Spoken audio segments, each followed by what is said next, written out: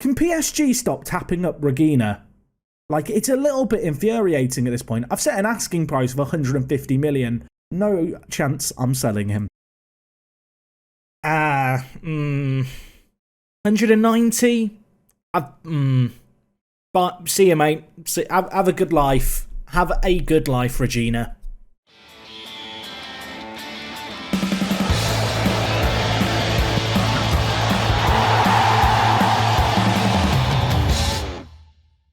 Okay, look, sometimes plans change and something happens and you can't really stop it.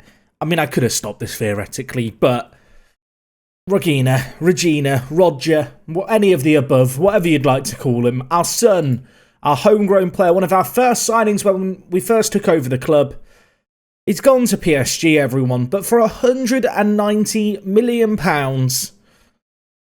I couldn't say no. It's not quite Mike Frost levels of money for Town Town viewers of last year's Park to Prem, but it's not a world away, really. Yeah, £190 million for Gregory Regina. I mean, I just had to let him go. I'd set an asking price of 150 million. It was kind of more. I almost just put it there and thought, well, they're not going to match that, so I'm not going to need to worry about it. But at the start of January, Regina, the bid came in. I had to let him go, but. Of course, with January being a time of transfer windows, that we can make moves, we can find a replacement, we can find the next Regina. Just looking at the transfer window so far in terms of ins and outs, besides a few squad players leaving us, to be honest, it's not been too busy on the outs. But it doesn't need to be busy now. We've sold a player for 190 million, and whilst when you look at the ins, Gonzalez has now joined us, which is nice, as has Bohak. There's still all this money to spend. So that's one of the things we're going to talk about today. What are we going to do with all this money? Of course, Bohak, a good little left-back prospect, and Gonzalez has joined from Levante, yet to make a league appearance for us. That will change, as today we take on top of the table, or actually no, they were top of the table, they're not anymore, formerly top of the table, Wolverhampton Wanderers. Now, this was going to be a double-header, but the game against Chelsea, it got rearranged. Also, I'm kind of sick of seeing Chelsea, and with how the league is looking right now, Chelsea are top of the league, and I'm going to level with you. We are not in a title race here. We are going to be fighting for Champions League football this year. I feel like I've almost been distracted by the Champions League and kind of been ignoring the fact our league form has been questionable at best. Anyway, we'll talk about this form in a second, but first and foremost, I want to talk about transfers. Now, obviously, Regina has left us, so there's a bit of a gap at right back, and the gap would normally be filled by Juanjo Hernandez, who of course we signed last year in the January transfer window to be the backup right wing back, and to be fair, he's pretty good.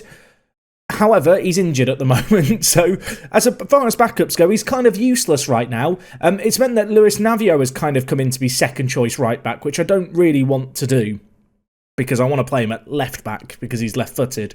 Of course, last episode we talked about it. There were a few people saying with Navio, Jack, why don't you play him at, ball-winning midfielder, or just, basically not at wing-back? Because if you look at him, for a ball-winning midfielder, he is pretty good. But ultimately, the issue is that whilst, he ticks a lot of the boxes for a ball-winning midfielder, wing-backs are so difficult to find in Football Manager. I don't know if you've played 10 years into the future, everyone. They just don't exist. They're like an endangered species.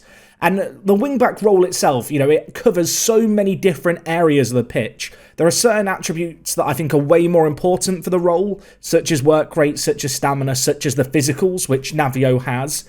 And whilst, his dribbling and crossing, you could argue they're lacking. I mean, 9 and 10, it's not great, but it's not. I don't see that as a glaring, massive, game-altering weakness, to be honest. He just ticks enough of the boxes that I think he's worth playing as a wing-back, and it kind of boils down to that. So that has kind of been what has been guiding me here in terms of finding a replacement for Regina. I need to find a player who ticks as many of the boxes as possible for a wing-back.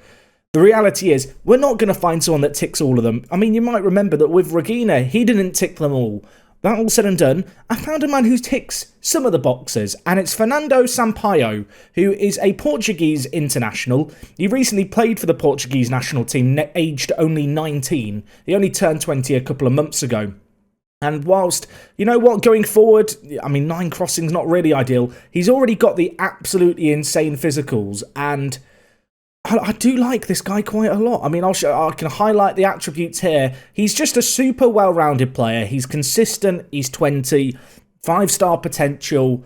He's unhappy at the club right now, although he has a release clause, which we've ended up having to trigger.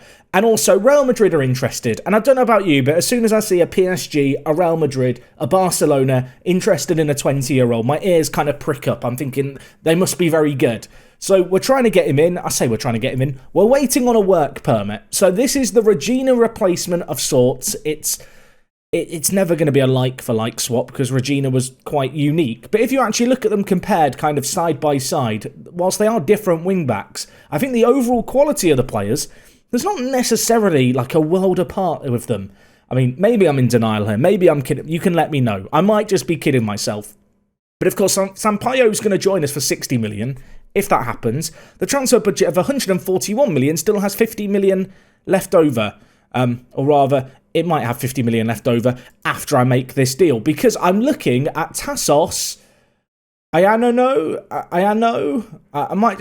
kind of want to just call him Taco. But it's Tassos. It's not Taco. I just like food, everyone, it turns out. I'm looking at this guy. He reminds me of Stevie Norman of last year's Park to Prem. He's fairly professional personality. He's young. He's English. He's got the potential. And he has a release clause of £50 million. Is he worth 50 million? I'll let you decide. But I would say as far as inside forwards go, wow. Wow. I think he is really, really blooming good, everyone. And maybe I'm kidding myself here, but I think he's 18. He's English. Big tick in the English tick box. He's not already playing at one of the big clubs, and he has this crazy potential, and I think he's already good enough to slot into the first team. So, there are two players I'm looking at. Combined cost of 110 million. You can see here our wage budget got massively raised this year because, a bit like an idiot, I told the board, since they're not having the takeover hasn't happened, by the way, that we were talking about last time. It collapsed. But with kind of the board coming to me in January, they kind of said, do you want to change your expectations? I told them Champions League football, we're going to get top 4. I kind of regret doing that now because we're down in 6th and it looks like it could be quite difficult to achieve this year with 17 games left of the season. I guess we'll have to wait and see on that one. It's worth noting as well, in the Champions League, we're in the first knockout round against Benfica. Also, is this screen changed with the Football Manager update? I feel like it has. I feel like it didn't used to show all the other fixtures. Maybe I'm going crazy. But yeah, either way, we've got Benfica in the Champions League coming up. Today, the league is the focus, and it needs to be, because as I've already said, we've not been good enough. Of course, last episode, we wrapped up the Champions League, where we finished top of our group. Since then, we've played a big chunk of games here in the league, in the EFL Cup, which we'll come on to shortly, and also in the FA Cup, which we are currently still in, where we've been drawn against Watford in the next round. So anyway, after the game against Milan, we beat West Ham 2-0 in the league. Good little result here. Van Dijk and Dr. Medj with the goals. Unfortunately, however, against Chelsea in the EFL Cup, we didn't win. They scored after 3 minutes. Back post header for Mohamed Doe. Found the back of the net. That was not an ideal start. And then Alfredinho, their right back, just kind of jogged forward and smashed it into the top corner. Yeah, I was a bit annoyed about it too. It came from absolutely nowhere. Great finish by him. We did get a late goal via Amlo, but it was not enough. I know someone's going to ask, Jack, have you tried signing Smith from Chelsea with all the money that you've acquired? Guys, I don't have the pulling power to go to the big English teams yet. We're not at that level. Maybe one day, though, we will be. Either way, 2 more games followed in the league to end the month of December. The first was against Leeds. A disappointing 1-1 draw in this one. They took the lead early on. Amlo got us a goal back, but just not really at the races. But we were at the races against Man City, where I changed things up and played a 4-2-4. I'm not sure what possessed me to change things, but I just did, and it worked, I suppose. We started off this game with a very fortuitous goal. It came off Tarasov's shins, the Russian beast, who's absolutely insane in this Man City team, showing a rare moment of weakness. It ended up in the back of the net. They did get a goal back via Achieto before half-time. He scored in the 29th minute. It was 1-1 at the break, and then we took the lead again, everyone. For the second time in the game, we were ahead. They pegged us back again. It was Achieto with his second goal of the game as well. It was 2-2, and then Gabriel Martinelli had a moment of madness and was sent off. And with that, it was 2-2 with 15 minutes left. We went on the attack, we went on the offence, and Piotr from a corner, Stevie Secker, whipped it in off the noggin of Piotr, found the back of the net. 3-2 it finished, a massive win for us that we desperately needed. As I said, we did play a 4-4-2 in this one. We played Erk out on the left, Secker on the right. Really, I was just experimenting a little bit with Van Dijk, who I feel like we're not really getting the most of out of this so far this year. I will say in the Champions League he's done well, and even in the league, 5 goals, 5 assists, it's not been ideal, but he's been contributing, that there is no doubt. But I'm still not sure what his best position is. If we just look at where he's played for us, he's definitely put in his best performances at centre attacking mid. So I have, as you will see, since the Man City game, kind of gone back from the 4-4-2 to a 4-2-3-1, but a little bit of experimentation was done, and to be fair, it worked against Arsenal as well. We beat them 2-1, Erk and Van Dijk with the goals. We then took on Sheffield Wednesday in the FA Cup. We drew the first leg with a rotated team. Nice to see Marcelo get a couple of goals. There's been a little bit of interest in him, given the possibility that we're going to be signing Tassos. There may be a world in which we look to sell Marcelo on. I did have a bid of 30 million from Southampton in the Championship for him. I'd like to think we could get a little bit more for the 21-year-old Brazilian. But anyway, the final game that we're going to have a quick look at was in the league. It was a 2-1 defeat away from home against Liverpool. Of course, always tricky going to Anfield. In this game, Jose Benitez got a goal for them in the 20th minute. They then doubled their lead via Jorge just before half-time. And whilst we did get a bit of a fortuitous goal early on in the second half, the ball broke the way of Amlo to keep his goal-scoring run going. Unfortunately, couldn't make the comeback happen. It finished 2-1, and with that, questions have to be asked. We've not been very good, everyone. I feel like I've almost been distracted by the Champions League. We've been as high as second this year. We were slow starting after that rough start to the season, but you can see it's been very mediocre. One thing that would definitely make this season seem less mediocre and get us back on the straight and narrow, I think, is if we could beat Wolves, who are in second away from home today. I almost feel like there's got to be a bit of beef between ourselves and Wolverhampton Wanderers, because we're signing all these Portuguese players. I realise that with Luis Navio and Paulo Silva in the team, and also, of course, with Sampaio potentially also joining, we're coming for Wolverhampton Wanderers' throne. In fact, do they have any Portuguese players? I feel like they've actually got a core of quite a few English players when I was looking at it previously. Okay, they have still got a few Portuguese players in their ranks, but it's not quite to the same level. Of course, their main player is Daniel Dyer. I still would like to sign this guy at one point, I feel like. Even though he's injury prone, he just looks very, very good, doesn't he? The 25-year-old Englishman. Unfortunately, because of how Wolves are doing this year, he's probably not going to want to leave, because they might get Champions League football and we might not. But our strikers are going to have to be at their best today. And of course, worth mentioning, making his live commentary debut, everyone. Drum roll, please. It was quite pathetic, that drum roll. We've got Gonzalez playing for us today, which is very, very exciting. £52 million from Levante. How does he slot into the squad? Right now, I'm playing him out on the right as an inside forward, which, considering he is right-only footedness, I feel like is questionable at best. However, I will say, I know some people swear by having, an inside foot. They have to be left-footed. They have to be, semi-either-footed to be able to cut inside. I do feel like it's a little overrated in Football Manager. Whether or not that is or isn't the case, I suppose will be determined by how he gets on to start his time here at the club. I talked about the little shifts in system against Man City, playing a 4-4-2 or a 4-2-4. Still kind of fiddling around. I've actually been changing things more recently to something like this, with 2 inside forwards on attack, and then Van Dijk, instead of playing shadow striker, actually plays a more supportive role. The big issue with Van Dijk really is he has the player traits, comes deep to get the ball, which for the majority of kind of centre attacking mid positions and indeed striking positions isn't really the best trait. Like, maybe it suits him well to be in a complete forward dropping in deeper, but given how good he is going forward, he's a player who I do want to, create opportunities for himself, I suppose. And actually, he could be a great little playmaker, don't get me wrong, but I just feel like he's a bit wasted with that player-preferred move and that player trait. It kind of limits what roles we can play him in. So, as part of the ongoing experimentation, because I'm not overly settled on anything, this is how I'm playing at the moment. It's the flavour of the month. Who knows? It'll probably be different by the time we're back next time.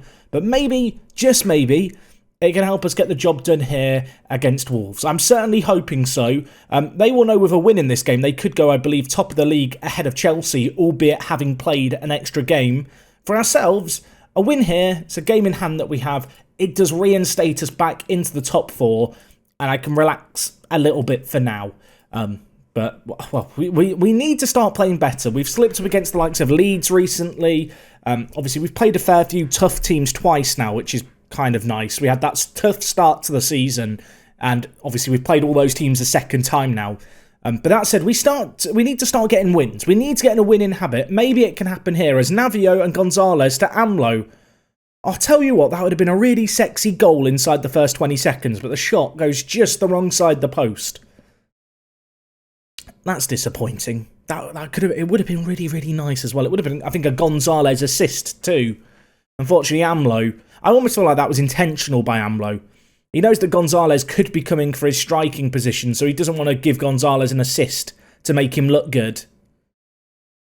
Anyway, Wolves bringing the ball forward here. Oh my word, what a run. What a potential finish until Toby made the save. I believe Toby has the highest average rating in our team in the Champions League. I feel like he's been really good in the Champions League, and then by comparison in the Premier League, he's been a little disappointing. But, I mean, to his credit, tricky conditions today in the rain, he's made a couple of good saves there. And we're straight into another highlight. It's Gonzalez making that debut that we've bigged him up about. What can he do here? I mean, it falls to Navio. Back with Gonzalez. Flicks it to Navio. Smith. Lovely build-up play. Dinked in. Amlo. Clean as you like. And because it wasn't Gonzalez putting in the ball, of course he scored this one. Adrian Smith scores it. Amlo headers it. Tipped onto the crossbar. Ends up in the back of the net. I have got a little bit of a dilemma, because Amlo is scoring and scoring and scoring. And actually, since we've agreed to sign Gonzalez, I feel like he started scoring goals at an even better rate. So it does make me wonder, well, do I drop Amlo for Gonzalez and play a Gonzalez at centre, well, down the middle? Gonzalez can play out on the right, but he's right-footed.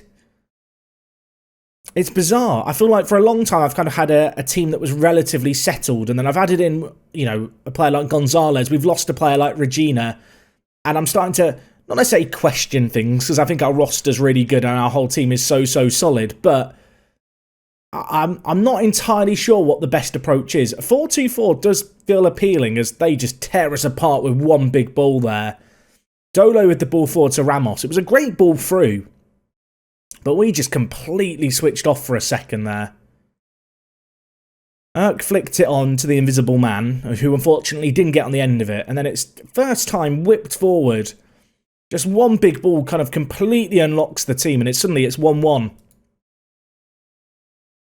Got to throw in though here. It's our secret weapon, everyone. Navio launches it, defender heads it away, Dolo. I mean, they could hit us on the break here. It's the risk we run with our long throws is throwing men into the box, namely our defenders, who do need to get back at times. But we've got the ball here, and it's with Gonzalez. Can he get a ball of quality in, or he can just you know what, Gonzalez, do that, mate. Welcome to the team. First Premier League start, first Premier League appearance. He's just scored a solo goal. Maybe he can play out on the right side, even though he's only right-footed. What was this? He just skips past his man, cuts inside, sidesteps another, squeezes it past Dyer in goal. I think Erk was waiting for a pass that never arrived at the back post, and it didn't need to arrive. What a goal that was. More of that, please, Gonzalez. More of that. In this game, they've had the higher XG, but the chance is fairly even. Ball to the edge of the box here. Alves long shot. Oh my word, that was not far over. That was not far over. I mean, Toby seemed convinced it was going over, so who am I to doubt him? Delighted with the performance so far, though. We are 2-1 up away from home against this Wolves team, who, as you can see, they're very, very good, everyone. It's a very, very good Wolverhampton Wanderers squad. Any kind of result here, even a draw, I'd be relatively happy with. But a win here, and I start to believe, yes, we are worthy of Champions League football. Tries to get it into the box, doesn't find anyone. Lind. Oh my word. Calafiori, where did you appear from there at left back in the final third? He's just having a wander forward. He's very nearly scored as well. Anyway, it's Gomez here out on the right-hand side. Back to Dolo, who got the assist for their first goal. Playing it round the back, Wolves. Can we press? Can we force a turnover? They switched the ball quite nicely. Navio, poor tackle. Gittins. Fouled allegedly by... Oh, no. We've gone back for a foul by Navio. Is Navio about to get sent off? I'm running out of right backs. He's naughty, isn't he? He's naughty. Remember last year? It's been a while, but Luis Navio, the live commentary, pain in my arse. I don't know what to call him. He's causing me a headache. In terms of what I want to do, it's tricky because I feel like we've played pretty well. I think I've got to sacrifice probably Erk. I'm going to sacrifice Erk on the basis that he is tired. I'm then going to bring in... I'm going to bring in Salidja. Can he play right? He can't play right back, can he? He can play every... He's playing a game of Connect 4 with himself, but he can't play right back. See, Silva can play right back, but then if Silva moves to right back, then I'm going to have to bring in Hayden Roberts. Which isn't a bad move. Hayden Roberts, he exists. He's a thing. Remember this guy? He just kind of kicks around the team. He's helping out with the homegrown quota. Good emergency backup. But I think he is the emergency backup for the task at hand because of the current injuries we have at right back. So that's the change we're going to do. Hopefully Roberts can keep it together in what remains of this game. But we're going to have to play the rest of this match down a man. I am wondering if I should have probably changed a few things tactically. I kind of want to keep on the front foot if we can, but I know that is risky at best. I just feel like with our system, the centre attacking mid doesn't do a massive amount defensively anyway. I might change the inside forwards to be on support. I mean, if we could get a goal here, I'm not going to doubt myself at all. 2-goal cushion, and then I can relax a little. As Smith hits it, not far wide of the post. I'm going to change Smith's role to a ball-winning midfielder, I think. He's actually not that bad at ball-winning midfielder either. Smith, of course, he played defensive winger once upon a time. Remember that. I'm going to change Van Dijk and Gonzalez both to be inside forwards on support. I have got a couple of changes that I could use, but I'm not really sure what I would change right now. You know what? Maybe I'll take off Lind and bring in Dr. Medj. Dr. Medj, come on down, my friend. 20 minutes left. Can we hold on? This would be a monumental result for our season if we could get a win here. I suppose time wasting is advised. Don't know if that change happened in time before this highlight started. I feel like this is a real highlight, everyone. I might be wrong, but it's Dr. Medj with it. To Van Dijk, skips past his man. Calafiori on the overlap still. Options in the middle, Van Dijk with it now. Dr. Medj, fresh off the bench. Tries to pick out Amlo, gives it away. It's a 2-on-2 at the back. I should probably tell the wing-backs to hang back, but we should be dealing with this here. We should be dealing with this here, he says as the shot whistles over the crossbar. That was close for comfort. Right, wing-backs stay back, in possession. I don't mind us playing out from the back. Let's not overcommit men forward when we do win the ball, though. Let's be sensible. 10 minutes. Blooming Navio, that's a red card, is it not? That looked like a red. Is that Hannibal Mejbri? It's Hannibal Mejbri, Monopoly Hall of Famer for those of you who watch that save game on Twitch. Everyone is losing their head in this game. I'm not going to change. I mean, it's 10v10, everyone. We love a red card. It's been a feisty as hell game at the top of the table. Is there a late twist in the tail? Is there a late twist? I certainly hope not, as Wolves bring it forward here. Alves hits it. Oh my word, that was not far wide the post. One last shout of demand more. We'll be fine. If in doubt, shout demand more. That was FM20. FM21 doesn't actually work. Everyone's miserable. But you know what? We shouldn't be miserable. We've just got a massive win. What a crazy match that ended up being. It was not as comfortable as it should have been. We've ridden our luck a little bit there. And in the end, it was that solo goal by Gonzalez that was the difference maker. What a player. What a man. Welcome to Nottingham Forest, Gonzalez. Welcome to the club. Adrian Smith gets man of the match. But that goal by Gonzalez. Oh, I'm excited for the future. Does it prove the fact that an inside forward can play out on the right, even if they're right-only footedness? Probably not, but I'm going to claim it does. I think he can do a job out there for us. Whether or not that's where he ends up playing, I suppose, remains to be seen. If I make the addition of Tassos, it does raise some questions as well about Steve Secker, I feel like. But I do need to get in some more English players. We've lost that domestic player bias, and I am running low on well, UK-based players, and especially if we just look at registration, there is a limit on foreign players of 17, and a lot of the players that aren't registered for us because they're under 21 would be considered foreign under the stipulation. So I'd need to be a little careful of that when it comes to squad building. But we've got plenty of money to burn right now. So who knows? Next time when you come back, we might be just showering ourselves with new signings. I'm sure there'll be some new faces, hopefully continuing to guide us up the Premier League. In terms of when we're going to be back, guys, I'm going to come back next time for the game against Benfica. We may bundle it in with one of the slightly easier league games around it. I feel like it'd be quite nice to play a league game where we're expected to win rather than the teams towards the top of the table that it feels like we've played so consistently. I'm also looking ahead to the second leg against Benfica. There's a Manchester United game that sits pretty next to it. Depending on how things are going, with United in third and ourselves in fourth, that could end up being pretty significant down the line. Anyway, folks, that's going to wrap up everything from me today. I hope you have enjoyed today's episode. If you have, drop a like on the video. Let me know what you make of the Regina sale. I don't think there's anyone going to be questioning the need for a sale. It was always going to be a tough position to fill at right back. I think we've got a man that can do the job. Whether or not he's doing the job, I suppose you'll have to tune in next time to find out. It is me, Jack, and I will talk to you guys in a bit. I'm out.